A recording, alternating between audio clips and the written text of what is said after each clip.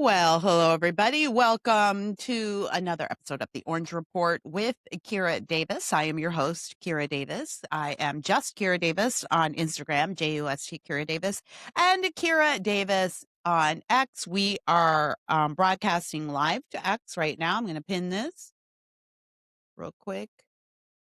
And we can also be found on YouTube.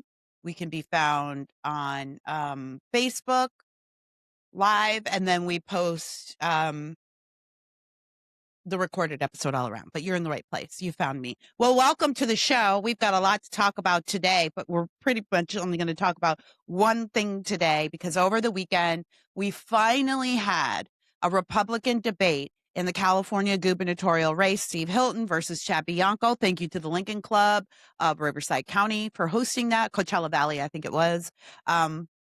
And we really did need this. We had hoped to get that debate or some version of it in the prior Democrat debate. But of course, we know what happened with that. And if you're watching this back in the future and you want a little history lesson, the Democrats chickened out. Steve Hilton cleaned them up on the first and only debate that they all had. Chad Bianco, of course, skipped that one. And I talked about that quite a bit. I thought that that was a huge mistake for him. I still think that was a huge mistake for him because I don't think he was prepared to meet Steve on the Lincoln Club debate stage, not the way he should have been. I think as somebody who's been involved in politics, if I was advising his campaign, I would have advised him to come with a lot more preparation than he did, but we're going to talk about that. But that we saw that, and I think Chad was very probably relieved that the Democrats flaked on that, but it wasn't his fault. That wasn't his doing. That was the Democrats doing for sure. They screamed and screeched about race. I honestly, I haven't heard a single Californian except the idiots running for Democrat on the Democrat side. I haven't heard a single California worry about the race of the candidates. I really haven't. Even on the left, I talk to a lot of people on the left. I follow a lot of left-wing accounts. Most of my left-wing friends have abandoned me at this point, probably rightfully so. But I used to depend on them to get the skinny on what's going on the left. But from what I can see, there are very few people on the left actually worrying about race in this race. The top candidates are white men. And you know what?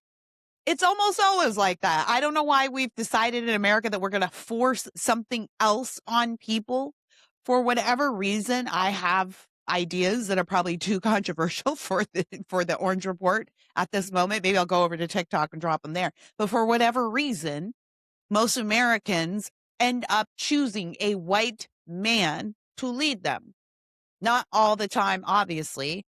But there's rumors that the Democrat Party is saying, internally they're saying we can't run another woman. We can't run another woman of color. We can't run another candidate of color. It's just not working. If we want to, really compete in this space, we're going to probably need to run a white guy. And I think most Americans, I'll stick to California, most Californians are over that.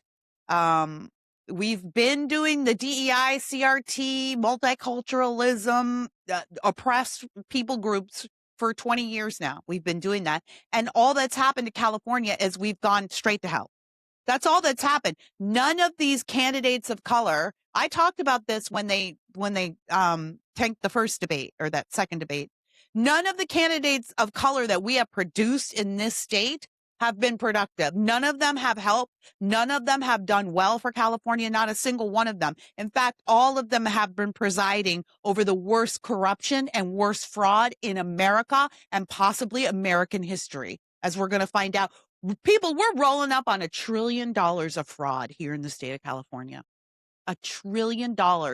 And I want you to think about every ballot that you have ever voted on and how many taxes they add to that ballot, and then how they tell you that you are cruel and a Nazi and a racist if you don't want to approve the new taxes. And we're up to $1 trillion in fraud of those very taxes. Taxes you've approved for hospice care, for daycare, for education. $1 trillion. $1 trillion. That's our national budget. $1 trillion. of your money. That's your money. And there's more tax measures on the ballot this year, by the way. They're coming back to ask you for more. And are we ever going to see it? Now, I posted the other day on X, I said, this makes me sick to my stomach because we're never going to see a dime of it back. And we're just supposed to pretend that, oh, well, this is what happens. And our candidate for Attorney General, Michael Gates, who is also running on Steve Hilton's golden ticket, he responded back, this is not true, Kira. I fully intend to prosecute and get your money back. So your lips to God's ears, Michael. I know we got to elect that man. No matter what happens, we have to elect that man. But that's kind of the brilliance of Hilton's platform. So anyway, we had this big debate. But in big news, of course, well, many of you may not have heard, but last night we're recording this on Monday, Easter Monday, and yesterday was Sunday. And Trump had he had a couple of interesting Easter messages. We'll talk about one later. But last night he did tweet out or post on TruthSocial, and it's been shared across media channels. This is verified. This is real. President Trump has endorsed Steve Hilton for governor of California. That's a big, big, big deal. I know the Hilton campaign was waiting to see that. You can pull that. There we go. There we go. Let me put on my glasses so I can read this. I have known and respected Steve Hilton, who is running for governor of California for many years. He is a truly fine man, one who has watched as this once great state has gone to hell. Didn't I say that earlier? We've gone straight to hell. Gavin Newsom and I love that he just calls him Gavin Newsom. And the Democrats have done an absolutely horrendous job. People are fleeing, crime is increasing, and taxes are the highest in any state in the country, maybe the world. Steve can turn it around before it's too late, and as president, I will help him do so. With federal help and with a great governor like Steve Hilton, California can be better than ever before. Steve Hilton has my complete and total endorsement. He will be a great governor and importantly, will never let you down. President Donald J. Trump. And, there's a lot of Hilton supporters in the comments and all over the place. And even in that debate, a lot of Bianco supporters. First of all, this endorsement is important. Okay, this is really important. Now, I'm working up a column at my website. Go to justkiradavis.com to sign up for my newsletter. I'm working on a column today. It'll drop today about why I think the Trump endorsement is good. It's a good thing and it matters. But I based it on my friend Amy Reichart, who is one of the top investigative reporters here in the state of California out of San Diego. She just finished running around with Nick Shirley. She's busted all kinds of fraud open in San Diego County. She is a certified rock star in this business. So I respect everything that she says. But she posted on X this morning that, she loves Trump. She's a big Trump fan, but she's not running for office. And a Trump endorsement is the kiss of death in the state of California. And you know what? I think she's wrong. I think she's right 2 years ago, 4 years ago, 10 years ago. I think she's right. Now I'm not so sure. And let me tell you why. Actually, I'm positive. I think this is a good thing. Let me tell you why. Let me make my case. First of all, Republicans have been running away from the conservative Republican brand in this state for 20 years. After we got the jungle primaries, every Republican and the official, position of the California GOP has been to move to the middle. You don't want to scare voters too much. California is a true blue state. They're only going to vote for Democrats. If we want to make our case, we basically have to be Democrat light. I have never thought that was a good idea, but I kind of bought it for a little while because I thought maybe I just don't understand how things work here. 20 years ago, I was new to the state. 20 years later, I can tell you that's been a disastrous point of view. The proof is in the pudding. I'm right. I'm right. Because you only need to look at the election system for the last 20 years. What have we won? We've won nothing. So that's been a losing strategy, right? We have 20 years of data on that to prove that. And frankly, as a former Democrat, I came over to the Republican side in 2004, I think. That was my first election. I voted for a Republican. And so as a former Democrat, I can tell you Democrats are going to vote for Democrat light. Why would you vote for a Republican when you can just vote for a Democrat? Do you know what I mean? You could just vote for a Democrat who legitimately supports what you support, even if you don't like some of the things that the party has done. Why would you cross the aisle to vote for a Republican who sounds like a Democrat? And I know that a lot of people feel like, yeah, but if you go in guns a-blazing and you know, are completely authentic as a Republican, particularly a conservative Republican in California, you're going to get rejected. You're going to lose. Well, first of all, we have been losing. We've already been losing. We've lost everything, almost everything except for here in Orange County, which is on its way out the door, people. We flipped blue in 22, actually. We've got we've been losing. We don't have much more to lose. So to my mind, a Trump endorsement can't do worse for any Republican candidate. Just simply cannot. But it can do better. Number one, the point I was getting to is that Californians want a distinction. They want a distinction. I've always thought that I ran hard when I was running for school board in 2022. I didn't couch anything, and I did lose. And a lot of people in the Republican Party said, you need to calm down. You can't really be talking about the transgender thing in 22. People were still kind of on the fence about it. But guess who proved to be right? I did. I was running and I was sounding those alarm bells, and yeah, it did make people uncomfortable. I don't think that's why I lost. I don't think I lost. Actually, I don't think I lost. I think I won. But that's neither here nor there at this point. But, to my mind, I was like, no, I have to be honest with the voters because people have to know what they're voting for. And so many Californian politicians have been lying to the voters. I would rather go down telling the truth than win telling a lie, because then you just have to live that lie. And then you become a liar, and liars become corrupt. So I'd rather go down telling the truth, but I don't think California needs to go down telling the truth. I don't think the Republican Party needs to go down telling the truth. Not at this point. Now, we should have always been telling the truth, because when you stand on the truth, God will honor that no matter what. Yes, I did lose my school board race in 2022, but God has honored me. He has honored my reputation. He has honored my career.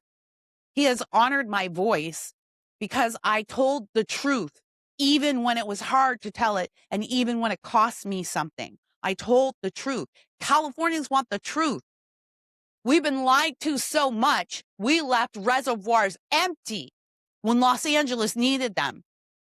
We let that happen. The people let that happen because we weren't paying attention. We've been lied to. So I think Californians are starving for the truth. I think they are craving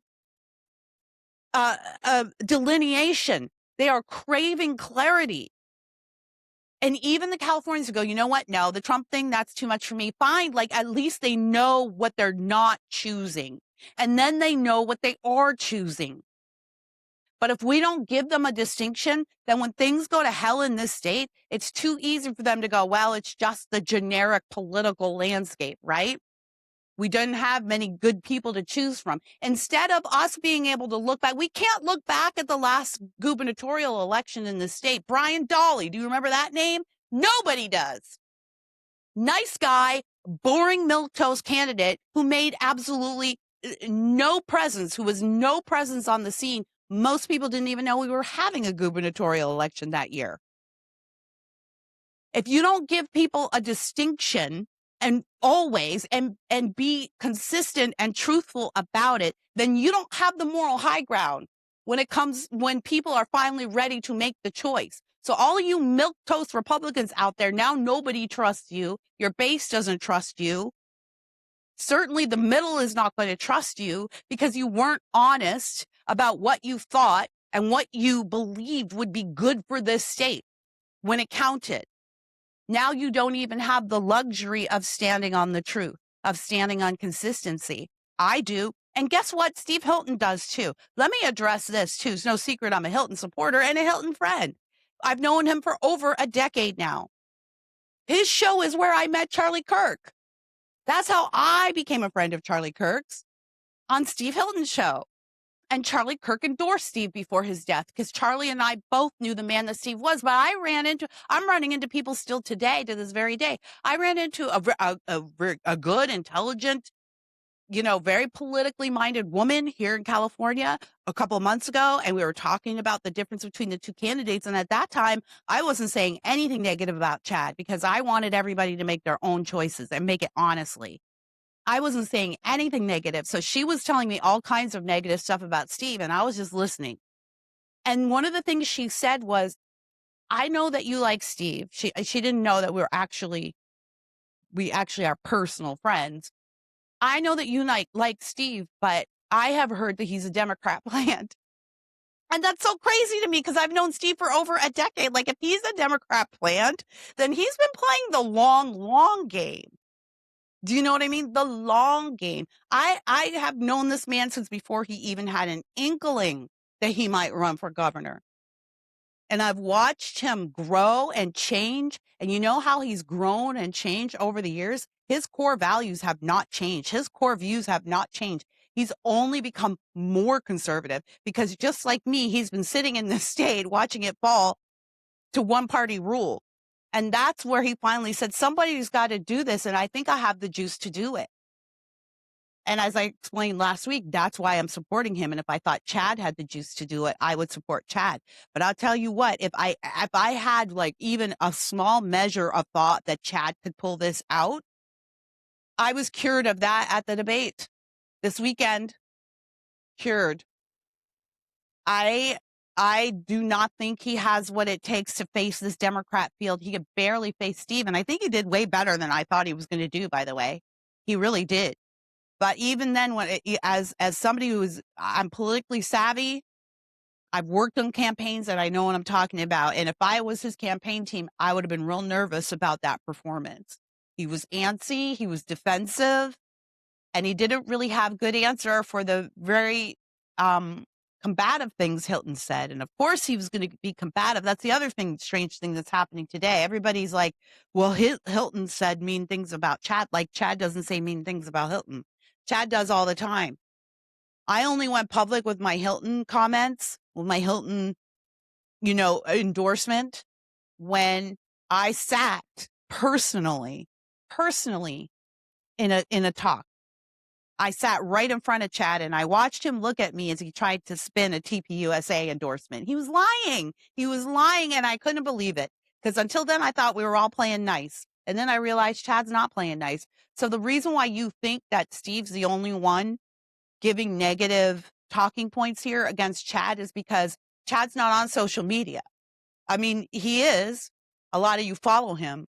But like, for instance, have you seen any clips from that debate? That's huge. He should have had a rapid response team putting those clips out right away. That's huge. How is Chad going to reach this middle that he was courting in that debate that he was saying Steve can't reach them, but I can because I'm the law and order candidate, and we'll get to that. How's he going to reach those people? And he doesn't have social media. Those people aren't going to your town halls, Chad. They're not going to the Republican debates, Chad. You got to find a way to meet them where they are. And you don't even have a social media game. You got a good social media following. But none of your campaigners, none of your consultants thought to clip up that debate and put some of your strong moment. I can't believe I'm giving you advice, but put your strong moment. See what I mean? Like no one can share your strong moments with the middle. Now, maybe he's on Blue Sky and maybe I should go over and look at that. I haven't seen, maybe he's on Blue Sky trying to court those people. I don't know. Maybe he's doing better on TikTok. I don't really do TikTok. But when I look at, we're going to talk about this debate. And when I looked at, the comments on the YouTube video, great, the 13,000 views so far, that's very good for a Republican debate. There was a lot of Chad supporters in the comments, a lot, not as many Steve supporters in the comments, but Steve is consistently ahead in the polls. And I think anecdotally, we can see why he's ahead.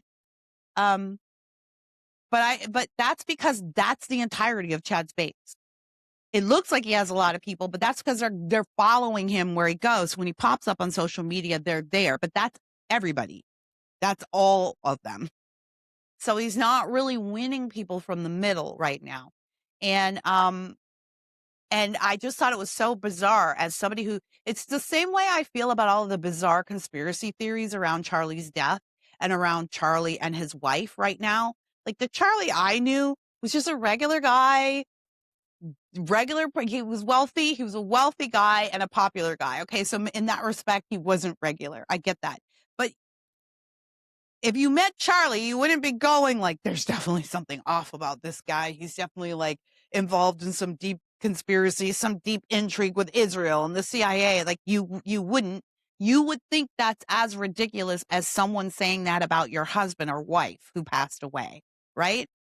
It's such a bizarre thing to be on the inside of all of this, to know a lot of the details, and yet to still hear people that I'm close to, like friends even, talk about this like as if I don't know Charlie and don't know more than they do about what's going on. It is bizarre. People will fill in the blanks with anything. It was the same way when Andrew Breitbart died. A lot of you might not remember him, but I'm sure there's still some of you who are going to come to my comments and say, yeah, Kira, Andrew was murdered. He wasn't, and nobody who knew him thinks that. Nobody does. Only people who don't know him think that. It's the same with Charlie. And with Steve, I just found that so bizarre that someone would say that so easily, and I still hear that. It's like, it's so weird to me because I've known Steve forever. And he's a real person. He's a real human being. You know, he's not some secret plant, you know, but it's just so odd what politics does. And it's so odd that Chad has now inspired almost a cult-like following where like even a Trump endorsement for some people, like you all voted for Trump and Trump had, and you know, all of them are like, well, you know, Steve's got Gloria Romero and she's a former Democrat who, yeah, came over to the Republican side many years ago, but that's still not years enough for us. You know, it's like being from a small town and someone new moves in. You're not a towner. You're not a townie for like 20 years. It's the same like in Republicans, I guess. Like the base Republicans don't like people just coming over. You got to prove your mettle for like 20 years or something. But that's what Trump did. That's how he won. He built a coalition and all of you voted for that coalition. And suddenly, because Trump is using his wisdom and political savvy to endorse who he thinks is going to win California, all of a sudden it's like, well, I don't trust Trump. It's just that's culty behavior. That's cultish. I'm seeing a lot of that today. No matter the Trump endorsement is good because it will make a delineation, but also it's going to drive voter turnout in midterms. That's going to be really important. This is a midterm election. Presidential election is different. It's easier to get people out in a presidential year because people are already concerned about the presidential election. And a lot of people start at that spot in the ballot and stop there. By the way, shame on you. Should go down to the bottom of your ballot. That's where all of your local races are. And don't forget that it wasn't President Trump who closed your school during COVID. It was your local mayor, your local health department, your governor, all the local people. So you need to train yourself to look all the way down the ballot and don't vote for an office you don't know anything about.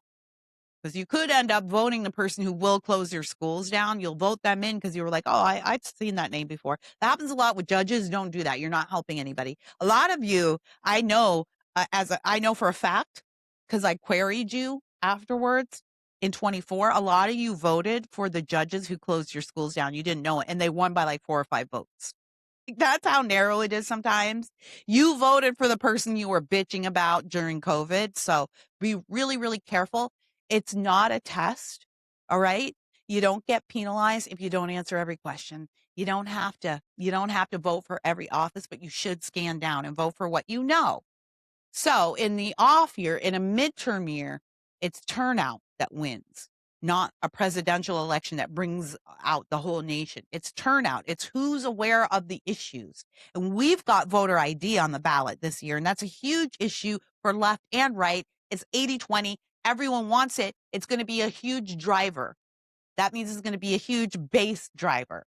So what do you want? You want somebody who speaks to the base. Who speaks to the base? Trump. And what did Trump just say? Vote for Steve Hilton. Yeah, it's huge. So are there going to be voters in California who are like, never Trump? No. Yeah, of course. But guess what? The math is there. If every person who voted for Donald Trump voted for Steve Hilton in the next gubernatorial election, he runs away. He runs away with it. So the math is there. Now, Chad can help by dropping out, but I'm going to bet he's not going to do that until after the convention. I am worried that the California GOP is going to flake out on this. And I think that's cowardly. We have some county parties that do the same. My own county party does that. And I think it's cowardly. I do think that, again, to speak to my point of making a choice, taking a risk, and coming down on the side of something. If you don't stand for anything, you'll fall for anything, right? Stand for nothing, fall for anything, but both work. If you don't stand for anything, you'll fall for anything. And I feel like that's been the California party. We haven't stood for anything, so we fall for anything. And then when people come along and they speak decisively and clearly, like I did in 22, we get pushed out. We get pushed to the side. We get insulted. People in our own party work against us. One of my favorite things to do is go back and look at old columns and old videos I've made from like a decade, 15, 20 years ago. I like to see how much I've changed. And you know what I'm proud to say? Not freaking much. Not very much. The truth doesn't change. Circumstances change. What's hot changes. What's spicy changes, but the truth doesn't change. Stand on the truth now. So in the future, when the truth becomes visible, you can say, I stood for it the whole time. California GOP can't say that. So they've got a lot of catching up to do. But guess who can say that, Steve? I've been there. I've seen him. You can go back. You can watch his stuff. You can watch Charlie. You can watch Charlie Kirk's endorsement. Don't tell me that you want to be like Charlie and then tell me that Charlie was some kind of Democrat plant for endorsing Steve Hilton. Charlie knew, and he knew that Chad was in the race. Chad was already in the race when Charlie endorsed Steve. So if Charlie's legacy is important to you, then what he thought about him will be important to you too. And it'll at least be influential. And maybe you don't think he's the ideal guy. That's fair. That's fair. Maybe you don't think he's the ideal guy, but the idea of making him out to be some evil Democrat plant while at the same time talking about, I want a TPUSA chapter. I love Charlie Kirk, be like Charlie, does not compute. Does not compute. But some people don't want to be, some people don't want change. They just want to be right. We have those people in the Republican Party too. All right, let's go to this debate. I wanted to play what I think was the most spicy part of it. Let's pull up number 4. Okay, so let me just set this up. Pretty good debate. Both candidates I thought were pretty clear. To start out, I did think that Chad's body language was very tight and maybe nervous. He looked really antsy. This is his first debate. Naturally. This is Steve's second-ish, and maybe third, you could count. And so he's also been a commentator, and so he's had to face, unfriendly interviewers and unfriendly questions. So he's got a lot more experience, to be fair. I'm just trying to keep it fair here, keep it kosher. But as it went on, it was clear that to my mind, Chad had a lot of talking points. The crowd loved it. It was held in Coachella Valley. That's Riverside County, right? So that's where Chad's from. But Steve was very clear. Again, I'm biased here. I'm going to admit that I'm biased. So I definitely was looking for the flaws in Chad's arguments for sure, but there were many. But the biggest issue was going to be this immigration issue. I actually think that's what Trump was waiting for. I think he was waiting to see who was going to come out strong on that, because Trump just wants to win California. Yes, he knows Hilton and he knows a lot of the players in this race personally, but he just wants to win. And so do we. So does Steve. That's what I like. So does Steve. He just wants to win.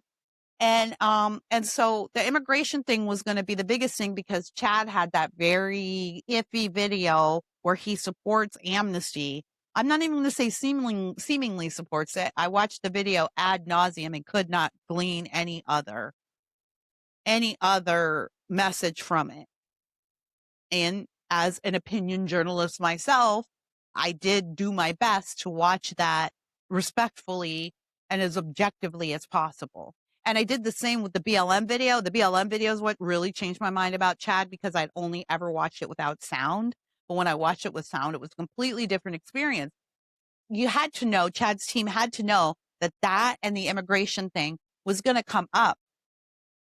Now, he had an argument for it, but I'm not sure he was prepared for it. So you can go ahead and pull this up. I'm ready, Scott. So I want you to, Rick Brunel is moderating this. Great job, Rick. And he brings up the immigration question. This is a bit long, but I want to let it play out. I'm going to have Scott play it at 1.5 times or whatever, so it speeds up. But I want you to watch Chad's body language while Steve is speaking. I want you to hear Chad's response. I want you to ask yourself, is this a satisfactory response to the very important and pressing question of illegal immigration and what it means for our state.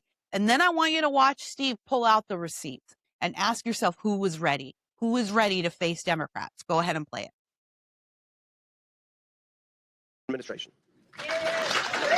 So, Chad, same question. Would you support using California's state authority to advance Trump-era priorities like stricter immigration enforcement or reduced federal regulatory influence?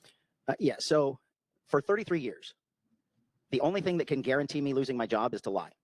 So my 33-year existence, including right there. 8 years as the sheriff. Press pause for a second. Which has... Okay, so he says the only thing that could cause me to lose my job is to lie. And he did lie. He told a really big lie in the Trump Coachella Valley rally right before election, where after Trump survived that assassination attempt, R.I.P. Corey Compertori, he went to Coachella Valley and Chad claimed that he stopped another assassination attempt. And that guy that he stopped is still going through litigation right now. It wasn't an assassination attempt. That guy was a hunter coming home, and he informed the cops at the blockade that he had weaponry in his trunk, hunting rifles in his trunk. He informed them, and they still and Chad still made it seem like this guy was attempting to assassinate Donald Trump. That guy's still working to clear his name, and I think he's suing Chad right now. So that is a very big lie that Chad told. So lie number one, which proves lie number two, which is that he could get fired for lying. Go ahead. Has brought me to a point where I'm probably one of the most recognized and respected law enforcement leaders in this country, is based on honesty and leadership. And so the disagreement that Steve says we have in this is based on 100% an absolute lie, either from you or a staffer. And so the leadership part is you don't get to pick whether it was you or the staffer because you're the one repeating it, so it's you that's lying. The reality of California and immigration is we have a sanctuary state law that I am actually suing the state to remove it. I absolutely despise the sanctuary state law. It absolutely must go away. It is destroying public safety in this state, and it has been a disaster from the very beginning. We fought in Sacramento, telling them what was going to happen if they implemented sanctuary state. It would force ICE into our community because they were no longer allowed in our jails. They didn't care. They did it on purpose. That's beside the point. The reality of now is I have never, ever been on the side of illegal immigration. Steve would just like you all to believe it because it's a campaign, and either he made this clip or one of his staffers made the tiny little clips that he's sending you to basically lie to you to believe that I don't. I am one of the most cooperative sheriffs in the entire state, turning people over to ICE. ICE will tell you, every single Border Patrol chief or every single ICE administrator or secretary will tell you that I am by far the most cooperative sheriff in the country, including California. The problem is that when I get asked questions or when I go into groups, I don't get whisked in the back and whisked out the front. I stay and answer questions until everybody's gone. Stop it right there. Stop it right there. For 2 or 3 hours. True. I was there. Been to Chad's events. I've watched him rush out before the event is even over. So I've seen it with my own eyes. That's not true, but also that's not true about Steve. Steve has been running town halls all up and down the state, not since you announced Chad, but for almost 2 years he's been running through his organization Golden Together, and then, of course, when he filed to run for governor. And I've been to now dozens of Steve's events. And his campaign team has to drag him out of there. They have to drag him out to the next event. Actually, Steve's favorite thing to do is to talk to people, and Chad doesn't like talking to people. Prove me wrong. He doesn't. That's not the kind of guy he is. That's not the kind of guy the kind of woman his wife is. I'm sorry, Denise. That's not the kind of couple they are. They're a law enforcement couple, and those people tend to be very stern and very private, and they're not necessarily, they're wary. They have suspicions, and that's how they have to live. That's probably, what made Bianco as effective as he was to be able to get to this point in his career. So no, he's not a big talker. He doesn't like to talk. And maybe that is not always a bad thing. I just think for him to say that about Steve is, of course, completely disingenuous. Steve always stays and answers to the last question, unless he has answered so many questions and taken up so much time that he has to rush out to the next event because he's late. I've seen that with my own eyes. I've seen both with my own eyes. And I watched Chad go negative first with my own eyes. So he's lying about that. Continue. hours. So it gives disingenuous politicians, lifelong politicians, the ammunition to cut and paste and slice and tell you a different story of what is in context. So the reality of immigration is I am completely against any form of amnesty. I've never said that amnesty was a good idea. Only Steve has in his attacks on me. Every single person that has come across this border illegally knew that they were going to be deported at one point or another. When we arrest them in the jails, they absolutely must go back to the place they came from. Stop. And that has to happen by Stop. I want you to notice how he's answering these questions, because he has not refuted what he said in those videos. All he said is illegals in the jails, of course they have to go. But that's not what we want. That's not what California wants. We do want the illegals in the jails to go. We would like ICE to go in and get those people instead of having to patrol the streets to pick them up and any other people that might get caught up in that. We don't want that, of course. But we don't want just that. This is a whole problem. We want them all gone because our whole system is collapsing under the weight of this illegal problem. And I want you to notice how Chad is shifting his language on this. Keep going. either someone in the jail, the sheriff, calling immigration and having them come pick them up. End of discussion. Funny thing is, that's how it worked up until 2017. 2017, it all changed. That's when sanctuary state policy happened. Here's what cannot happen. And this is exactly what I said. The federal government is responsible for immigration enforcement. It cannot be local law enforcement. Local law enforcement doesn't have the jurisdiction. We may cooperate, and in some special instances, we did. But I cannot have deputies running around the streets doing immigration enforcement. And let me tell you why. Because we don't get to pick whether you're here visiting from Arizona, from another country, or whether or not you came here illegally. We don't even care. All we care about is if you are a victim or a suspect. So what I was talking about, that he is just completely lying to you all about me not cooperating with the federal government, is this is what I cannot have. And if any of you disagree with me, there is something seriously wrong with you. I cannot have a 14-year-old girl being repeatedly raped under the threat of deportation or the deportation of her family. I have to have that little girl know that when she sees somebody in uniform, she can run to them for help and know that we are going to help her. Okay. That is why the street level enforcement. I know that obviously that's a very passionate example, who can be, great job, Chad. You can't, how can you argue against a 14-year-old girl experiencing sexual assault? You're a horrible person. Of course he would use that, but he used that so that you would be emotional enough to not pay attention to what he said afterwards, which is I can't have these people being afraid of law enforcement in our communities. Now, I understand where he's coming from. Believe me, I have plenty of law enforcement in my family. I've had plenty of law enforcement friends. I understand dealing with the local community is a lot different than dealing with, federal issues. And if you're there to serve the local community, it's complicated. So I totally get that. I'm not saying I don't get that. But he's running for governor. And so when he gets to Sacramento and he let's say gets there without a team, Steve, if he were to win, Steve would be doing him the favor also of running this golden ticket if any of them win too. But let's say he gets there without a team. Now he's facing the Democrat supermajority and the mob that runs Sacramento. And they say, and they put pressure on him.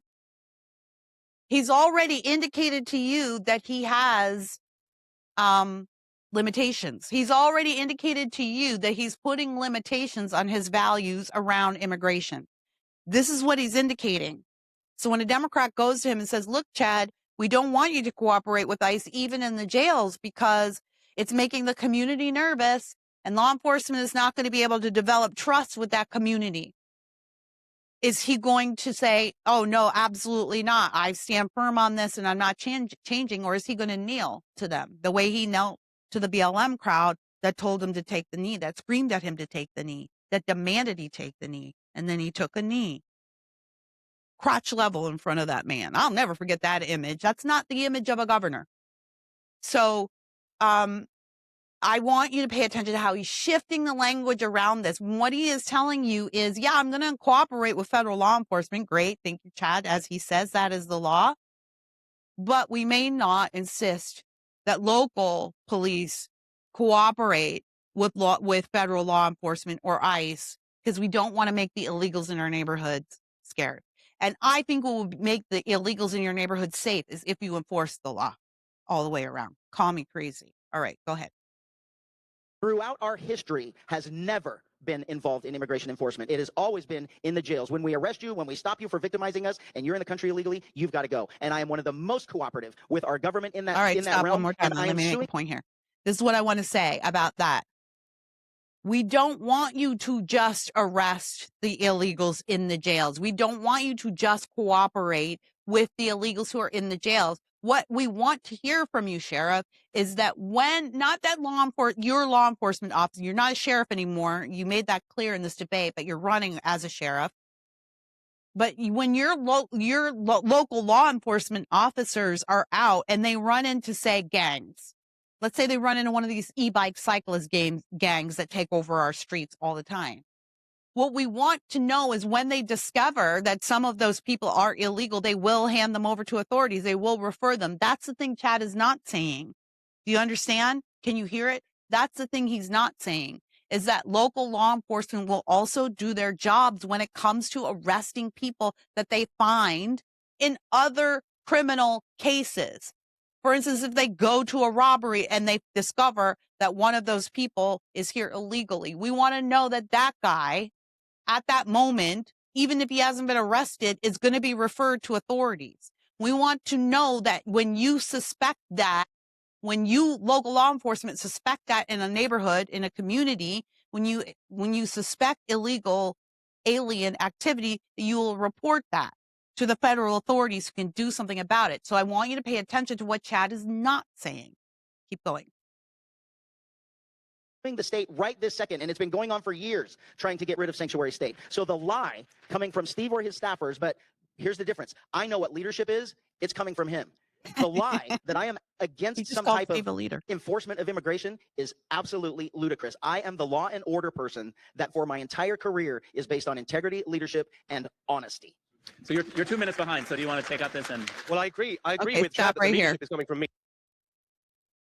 I cut Steve off. He just said, I agree with Chad. The leadership is coming from me, but I also want to say that Chad he's running as the law and order candidate, but he's talking about amnesty. Remember, think about what he didn't say. Think about what he's not saying. And here's the other mistake.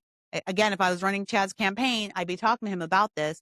You don't run over 2 minutes so that you let your opponent have an extra 2 minutes on the back end. Steve should not, again, I'm just have my campaign hat on. Steve should not have the last word and extra time to say it, right? Like rookie move. Again, this is what I'm saying. Chad doesn't understand. Steve kept it concise. He knew exactly what his parameters were. If Chad gets on the state stage to face Democrats and he's making those kind of mistakes in debates, it's a death knell. This is what I'm saying. It's not just about if he's a good man or not. It's about, can he face the people he needs to face and win? And this is a big rookie mistake, to go 2 minutes over your time with defensiveness, in defense of something. You're not even positing stuff. You're defending yourself for an extra 2 minutes. Now you've given your very intelligent and educated opponent an extra 2 minutes on the back end to have the last word. Rookie move. Keep going. He made a very serious accusation, accusing me of lying, and I thought he might do that because he's done it before. And so I just want to be clear about the words that Chad used and the words that I used to describe his positions. Here's what I said. I said that Chad has said that he supports a pathway to citizenship for illegal immigrants, no matter how they came here. And I said that he has said that the 10 million people who came here under Biden across the open border are actually here legally. That's what I said, he said. So I brought his words with me. Pulled him right out of his pocket. Here we are. The Brit Mayor Show, April the 11th, 2025. It's last year. This is a quote. What many people don't realize is that the 10 million individuals who came through Border Patrol into our country in the last 4 years are here legally. That's what Chad said. And just a fact for all of you, they all are. They may not be now, but they came across legally. So how is it a lie for me to say what you've just confirmed you said, Chad? You also said the bottom line is This right here. that we absolutely must. I mean, and then Chad confirmed it. Do you see what I'm saying here? Forget about whether or not you think Steve is a good guy or Chad's a good guy. Is this the guy who's going to face the Democrat machine both on the candidate stage and in Sacramento if he wins? Is this the guy who's going to do it? He just said Steve was right. He just said Steve was right. He just said that, yes, I did say that the 10 million people who crossed our borders in the last 4 years came here legally. He said they're not legal now for some reason, but they did come over legally at the time. Now, I know what his reasoning is because I watched Chad and I've heard all of his explanations about this. And his reasoning is that the Biden administration let them over, and that means they're legal. Can we work with that? That's probably what did Trump in. Can you work with a candidate who says that? Well, you know, they came over, but it wasn't their fault. Biden let them in, so they're here legally now. Let's just absorb them. This is not what we want. We want them gone. And that's the point. The fact that Chad doesn't understand that and he keeps talking in circles around it, I don't understand how his base doesn't see it. Continue. Have a path to citizenship for people who are here.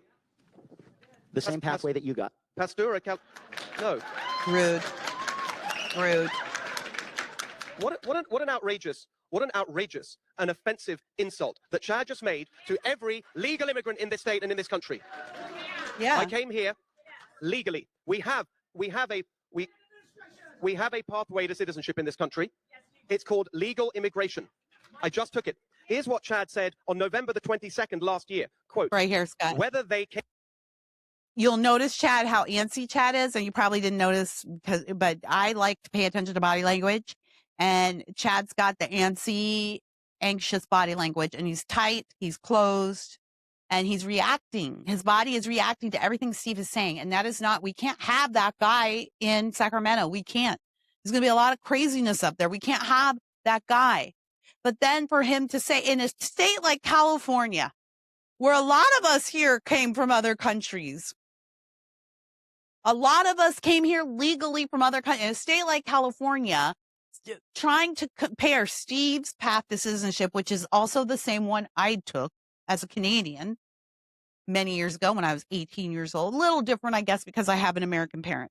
But nonetheless, we both went through the legal machinations to get here, to be here, to call ourselves Americans. To compare that to what Steve is, and ostensibly what he's talking about, which is illegal immigration, which he just spent all that time saying, I'm not for this, I didn't do this, and then says this, that is very rude. Do you see what I mean? Steve didn't go negative first. Chad did. Y'all just didn't see it. Y'all just didn't see it because Chad doesn't do social media very well. You got to be sitting in place. You got to be sitting in these events like I am, because I have a job to do. All right, keep going. Came into the country legally or illegally is irrelevant at this point because we allowed it to happen. February the 20th, this year, we absolutely must have immigration into the country. It has to be controlled, we agree about that, and it has to be expanded significantly. I don't agree with that. In California, we rely on it, we depend on guest workers, and they're being cut back. We have to come up with a solution. I don't know if it's amnesty, but there should be consequences. February the 6th, 2025. Let me make this perfectly clear. The Riverside County Sheriff's Office and your deputies have not, are not, and will not engage in any type of immigration enforcement. Chad, if you can't tell the truth about your own words, how can we trust you on anything you say? I think you've just proven my point. I told you exactly what I said in the context, and you being a lifelong political strategist, that's all you've ever been. I'm not quite sure where the small business is other than CrowdPack, but being a lifelong political strategist, you're taking these individual words and sentences it's your words. Trying to make, I don't care if they're my words. Your words are you raise money for Hillary Clinton. Stop. Your words are that you're further left than Bernie Sanders. He said, I don't care. He said, I don't care. And then he brought up a bunch of dumb, vague quotes from Steve, which are literally meaningless, even if you do take them out of context. Literally meaningless. But he just said, I don't care. He said, I don't care.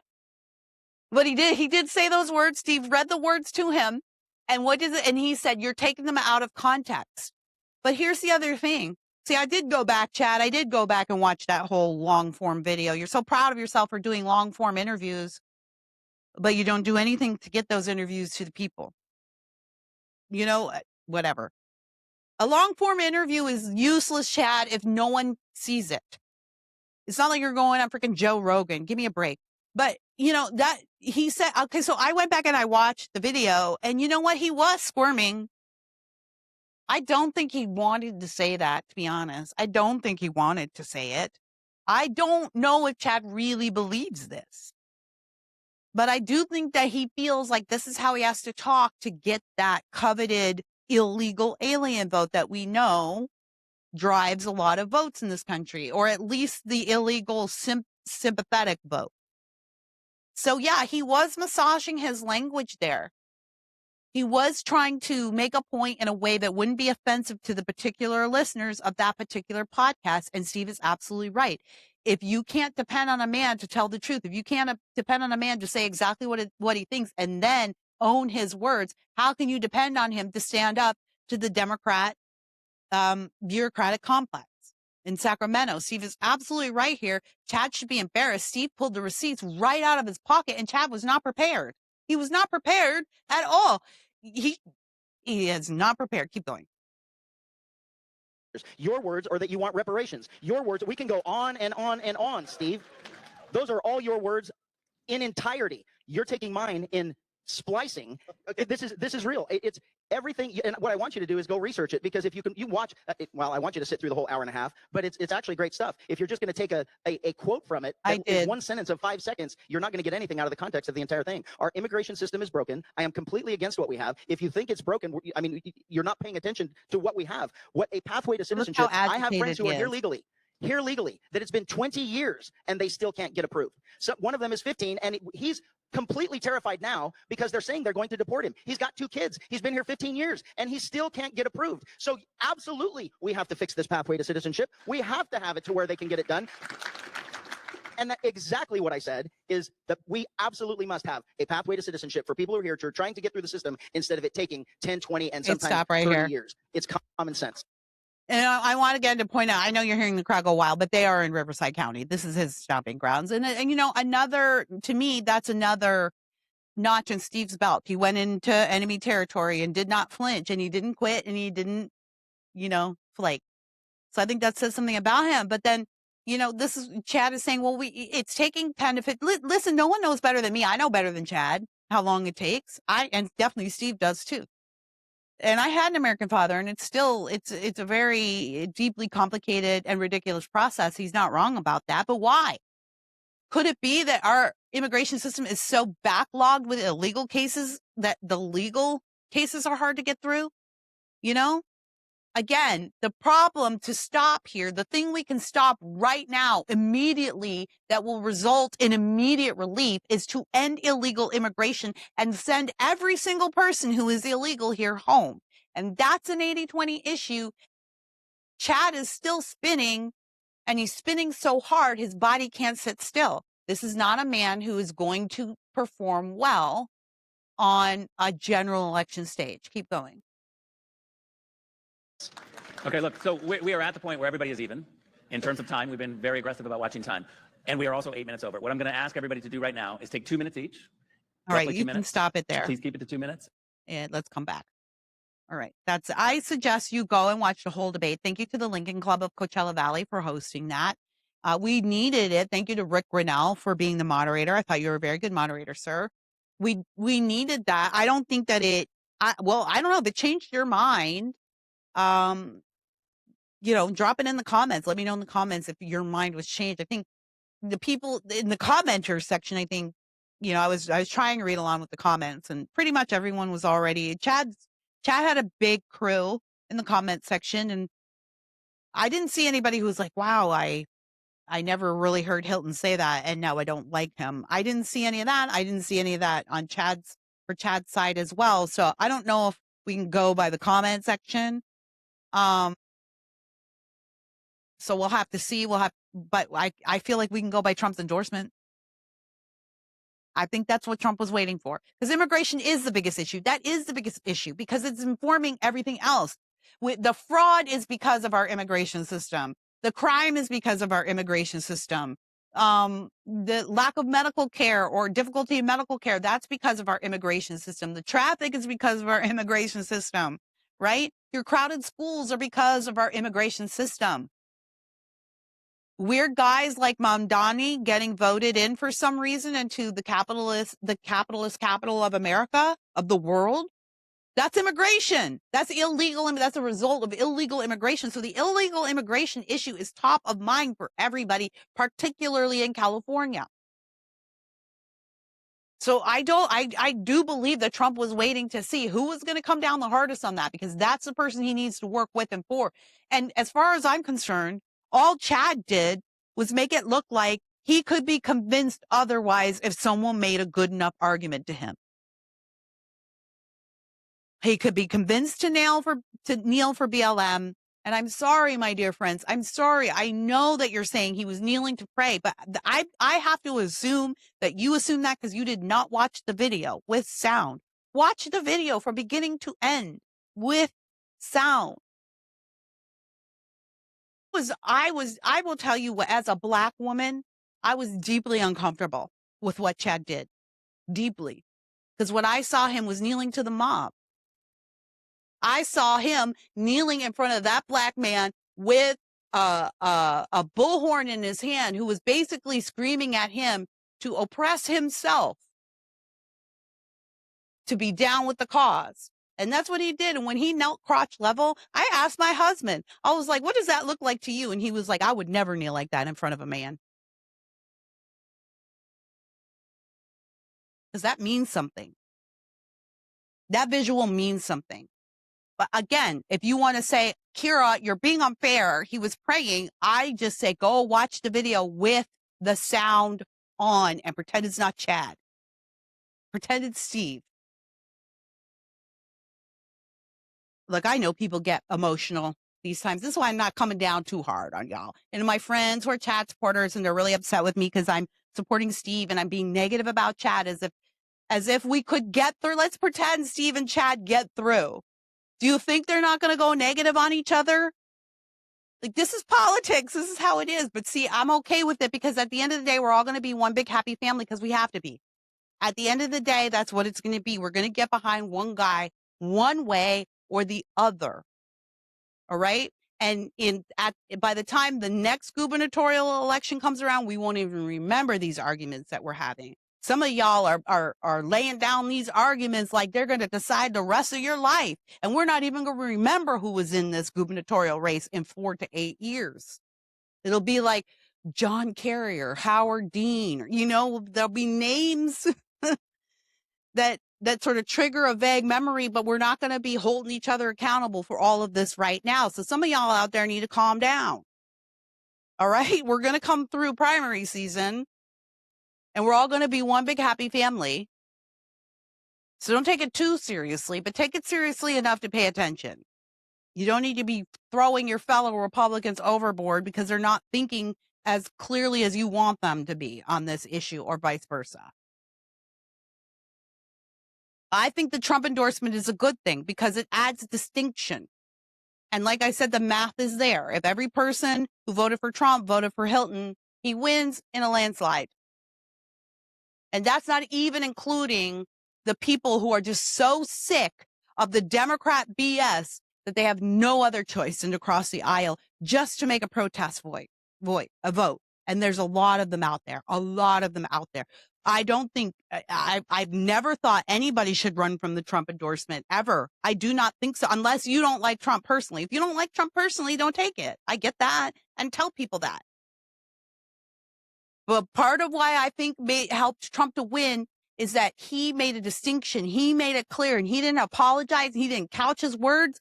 And that was attractive to Californians, even the ones who didn't agree with him. That was attractive to Americans, even the ones who didn't agree with him. That's how I ran my school board race. And again, yes, I lost. And you can say, well, see, Kira, you lost because you were too. And the woman who won didn't. The conservative woman who came behind me and ran the next race and won, she wasn't taking those hardline stances. She wasn't being controversial. She wasn't out there screaming at the top of her lungs about the tampons in the boys' bathrooms and boys in the girls' bathrooms. She didn't do any of that, and she won. So but I don't think I lost. I honestly do not think I lost. I think I won. And not my opponent, my successor, if you would, she was my successful successor. successor, the successful woman, the one who won successfully, when I talked to her, she was like, I don't know. It's so weird, Kira. I don't know. It's like, I don't have half the pushback you had in your race. I'm almost wondering, like, I'm scared. Why are they not? They're so quiet. Like, they show up at a couple of events, but they're not doing what they did to you. Like, they followed me around. They were still following me around when she was running. The unions were, right? That's because I think it's because I was very clear and very bold about what I was going to do. Is step number 1, fire all the lawyers. Step number 2, audit the school district. Step number 3, fire the superintendent. I was very clear. People want clarity, but guess what? That hurt. Some of you have heard my story of that loss I took because I felt like I lost for my kids, because that's why I ran, was for my kids. So when I lost, I took it really hard. But I'm so glad I stood on the truth and did what I knew was right. Because what I was saying then is the same thing all y'all are saying right now. All y'all are saying it. You're running on it. Sonia Shaw came to our Central Committee meeting last month, and she gave this rousing speech about the trans cult in our schools. And people were standing up cheering. Some of the very people who told me to be quiet, who told me that I was being too loud about these crazy issues in 2022. Stand on the truth, even when it's unpopular. But I don't even think the truth is unpopular anymore. I think it's popular. Okay, before we go, I know we're running a little long, but Scott, before we go, let's talk about Trump's Easter message. Number 5, clip 5. He sent out an Easter message yesterday, and people were a bit upset about it.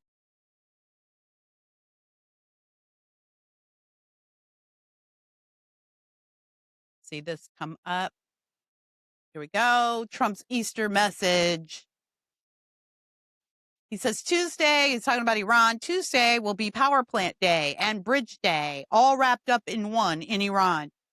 There will be nothing like it. Multiple explanation points. Open the effing straight, you crazy bastards, or you'll be living in hell. Just watch. Praise be to Allah. President Donald J. Trump. And a lot of people took issue with that. I mean, a lot of people on our side, for a couple of different reasons. They didn't like the vulgarity of it. They thought it was kind of mean and kind of weird on Easter to talk about going to kill people on Easter. And I responded that, look, I think it's fine. It's a perfectly fine Eastery message to me. I don't really even care about the language at this point because these are crazy times and Trump is pissed because this is a global caliphate against the American people. I do want my president to be pissed about that. Don't you? Don't you? So he's upset. Now, people felt like, oh, on Easter, one of two things. Number one, they felt like he shouldn't be talking like that. It shouldn't be talking about killing people on Easter. I would like to remind everybody that Jesus came the first time to save, but he's coming back the second time to kill. I'll repeat. Jesus came the first time to save. He came in as a lamb, the sacrificial lamb. Second time, he's coming in as a lion. He's coming to kill and destroy. He's coming to kill people. That's the separation between Jews and Christians, right? Jews, that has always been their vision of the Messiah, the warrior. So for Jesus to come in as a man who ended up being crucified, which was very shameful, who ended up being, quote, killed, that didn't jibe with their version of the Messiah. They see the second Messiah.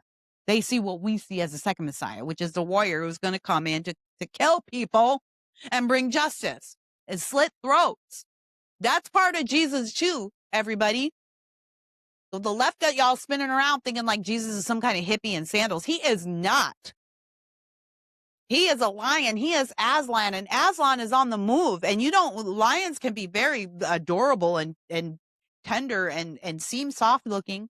And when you go to try to pet them, they'll tear your face off. Don't think Jesus can't tear some faces off. He's coming to do that too. And it's the other part that Trump said, praise be to Allah. People are like, why is he praising Allah? If you think that Trump was really praising Allah, give me a break. He was telling them that their God is nobody. Their God is nobody compared to ours. And their might is nothing compared to ours. That's what he was saying. You want to praise your fake God, your dead God? Go ahead. We're still going to kill you. So I didn't have a problem with the Easter message. I know who Trump is, and I've never asked for him to be anyone else, and I've never been surprised when it turns out he's not anyone else. I've never once been surprised. You have to be pretty naive and shallow to think you're going to get a different version of Trump at some point. You haven't been paying attention. It was perfectly fine. There are enemies and they're not good people. They're not just people who just think a little differently. They're evil people. Not the people of Iran, but the government and the people who would choke global prosperity and the global economy for a losing battle. We are going to win. We are winning. They're just buying time. The enemy is always buying time. That's all the enemy is ever doing. Because as we celebrated this past weekend, the victory is already here. The victory has already become. Christians believe this, that the victory has already come already, but not yet. It's here, but we haven't seen we haven't seen the linear end. Time is not linear, I don't believe, but in our present day, we haven't seen the linear yet. Already, but not yet. The victory is here. So Trump is talking like a victor. These people are just buying time, and Trump is saying, no, what you do is evil. What you do to your own people is evil. What you try to do to other people is evil. Your God is evil, and what you believe is evil. And if you don't get out of our way, we're going to kill you. Happy Easter. Praise be to Jesus. Flipping tables is an option too. We've watered down, we've neutered Jesus. And that version of Jesus was like good for a while, good for the hippies. It was good for me. That's the movement I came in on as a teenager, that the tail end of that Jesus movement, the hippie movement has its place because humans are overcorrecting, and we made Jesus into this very stern and God into this very stern, uncaring, distant figure. And so that was the clapback to that. But now we've gone way overboard and we've forgotten that God, the sword is part of the weaponry of the faith too. All right. Now we really have to go. So tell me what you think. Of course, the comments are always open to you. You can comment here on X or go over to YouTube. Hit me up on justkiradavis.com. Go see what I've got going on over there. Don't forget, if you just want to break from the politics and just want to have some good old fun, hit up my other podcast, Journey to Christmas Land. I do that with my good friend Amelia Hamilton, and we love cheesy Hallmark Christmas movies. So we do Christmas all year round, because why not? Like, really, why not? We're grown up, so we can do whatever we want. No politics at all, not even sneaky stuff. In fact, if I get a little too saucy, Amelia will put me right back. Like, we barely do negative stuff, because in Christmas Land, which is what we call the universe of cheesy Christmas movies, in Christmas Land, there are no negative feelings. We just have a good time. So Journey to Christmas Land, we're on Substack, X, all those good places. I'm Kira Davis. I will see you tomorrow right here on the Orange Report with Kira Davis. Until that time, don't forget that sunlight is the best disinfectant. So bring on the sunshine.